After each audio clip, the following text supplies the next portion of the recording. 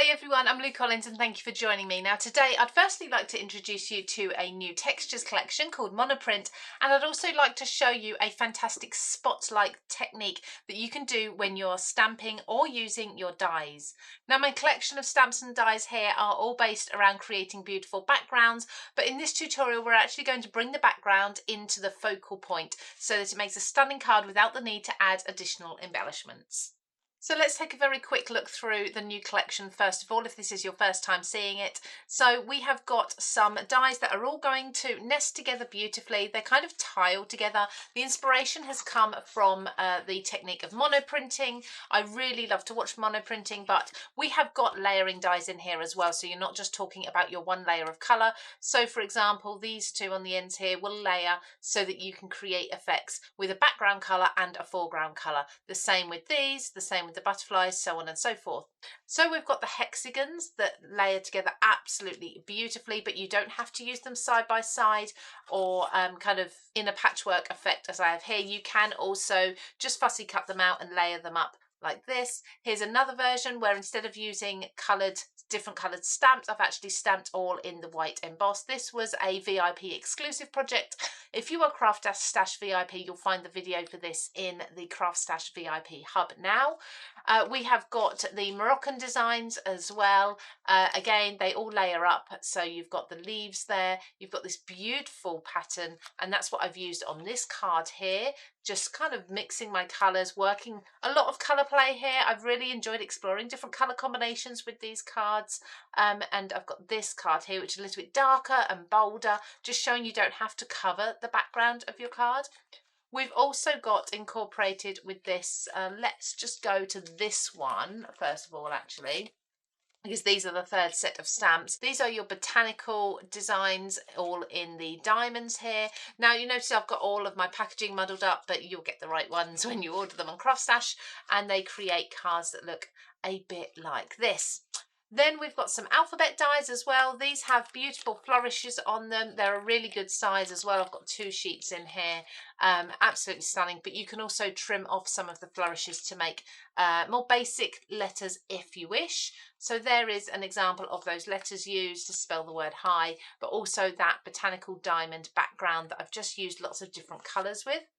Then we have some dies. Now these are part of a core item, what I call core items at CraftStash, where we have a design that works with a collection but also on its own. It's a standalone item too. So this is a cover plate die. You'll see the size, it's 5 by 7, and I can think of so many different ways for using this type of die. Here's just one, so rather than using the diamond stamps, I've just used some embossed cardstock and some ink blended cardstock in there in the diamonds to kind of paper piece those back in. Got the same sort of design but in the hexagons there, and then again in the Moroccan style, those tiles, and the stamps will sit nicely within these dies as well. Then again, another core item are the embossing folders. Now I wanted 3D embossing folders, but I didn't want to have to ask you to pay the price of 3D embossing folders, so we've gone with designs that look 3D instead. So we have got the hexagons there. We have, they make your eyes go funny, don't they? We've got the waves as well. I love this because it just looks like fabric draped on the surface. It's beautiful. And then this is my favourite. I love this one. So this is the starburst, and look how that looks when that is embossed. It's beautiful. So I'm going to create, like I say, the effect of a spotlight design for you, and this is a technique that is well known in the craft industry, but I'm hopefully going to do it a little differently to anything you've seen before. So the first thing I'm going to do is cut the hexagon cover plate die into a piece of cardstock. This is just going to create the base for my card and also give me a template from which to position all my tiles with. So I'm going to use a little bit of low tack tape. So like I say, the die is 5 by 7. Now I need to be really careful about where I tack this because I do want to use the waist of the die as well.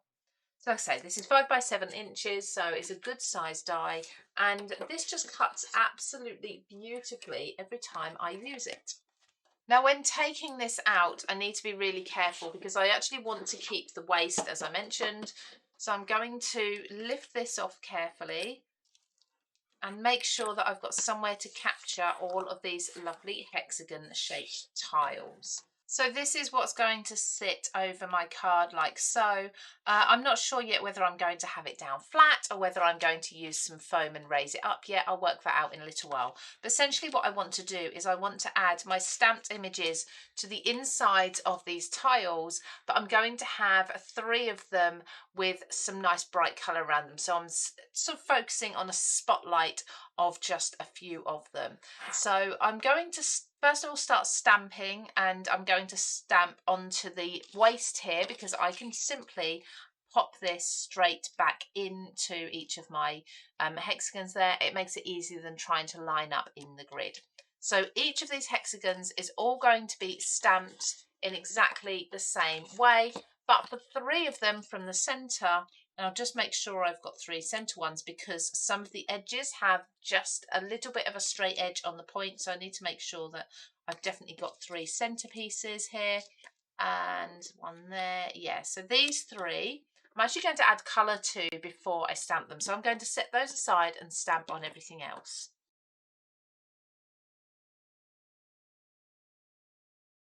Now while I'm stamping these, I'm paying attention to that little tiny little straight edge on the outside hexagons, just making sure that I'm keeping that to the bottom or the top and stamping in the right direction, only because I'm making all of these images look the same, so they're all the same floral pointing in the same direction.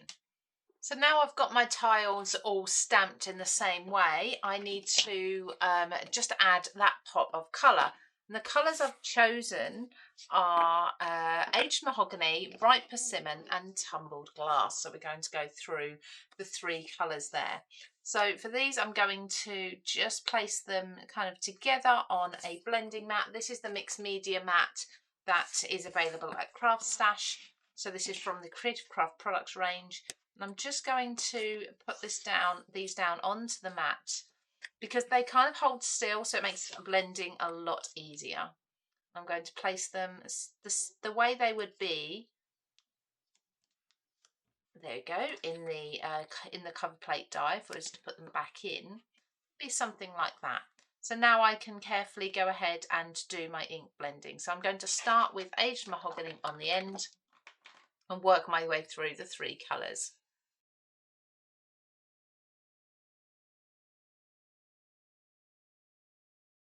And now I've got my ink blending of my 3 colours, I'm going to add that black design in the same way as I did with the white ones.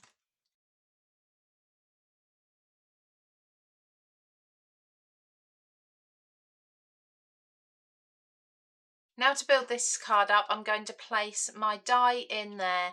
That is going to sit flat, I think. I might cut another panel or 2 to go over the top to build up dimension, but I think it's going to be easier than adding the foam behind in this instance. So I'm just using my Creative Craft Products glue. Absolutely love this glue, and I love the fine tip nozzle on it, so it's great for getting in all those details on those fine lines. And that fits perfectly on a 5 by 7 inch card base. So now I can start piecing back in all of these stamped pieces.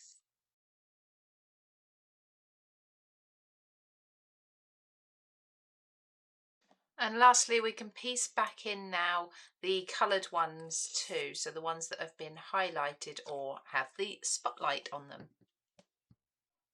To finish this card off with a sentiment, I'm going to be using the decorative letters, which I've cut the word U from, and I'm going to be using my Texture Sentiments for All paper pack. I've chosen this sheet, which has You are my absolute favourite. I've taken the U away. So I've also cut these and put them onto some adhesive foam. So I just need to peel off the backing, making them really easy to apply. And they work beautifully by sitting inside each of these tiles. I just think that's the perfect fit for each one. There's the Y. Let's take the backing off the O as well. Now I chose to do these in white because I think they'll stand out really nicely against the pop of colour that we've got behind.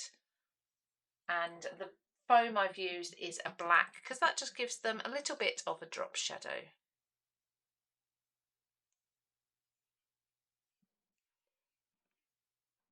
Now the letters do have flourishes on them.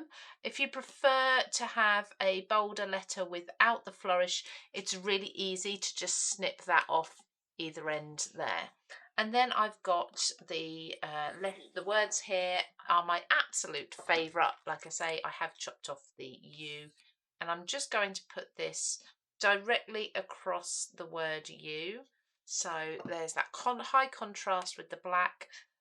It's pretty obvious what it says underneath.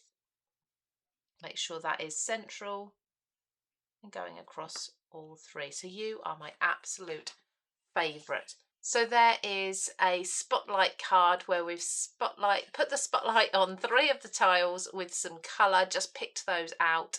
Now, of course, you could do this in a different way by hand colouring in the actual petals of the leaves rather than using your ink blending to colour in the whole tile. But I just think that pop of colour looks absolutely fabulous on what would otherwise be a monochrome card. So you can find all the brand new Textures Monoprint products in this link just here. Don't forget, of course, to subscribe to the CraftStash YouTube channel for more tutorials like this up here. And we think you'll really like this video just here. Take care, everybody. I'll see you again very soon.